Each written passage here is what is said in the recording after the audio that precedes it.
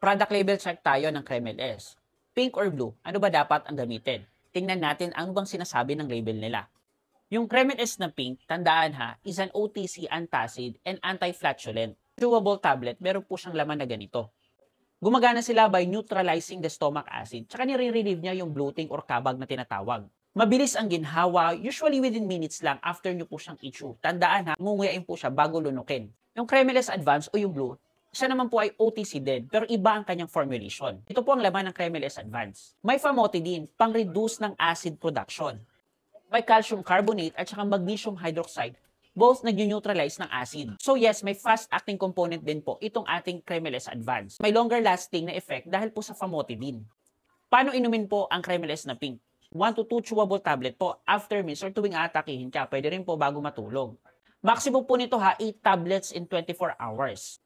Ngunguyain bago po lulunukin. Ang Cremeles Advance naman, isang tabletas lang po, once or twice a day. Bakit? Kasi mas long-lasting po yung effect niya dahil po sa famotidine na nasa laman.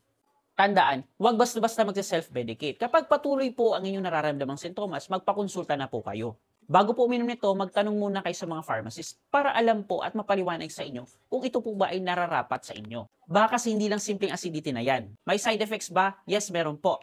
Sa Cremeles Advance, pwede po magkaroon ng diarrhea or constipation, depende po. Sa Cremeles Advance, pwede magkaroon ka ng headache, dizziness, pero mga rare po ito.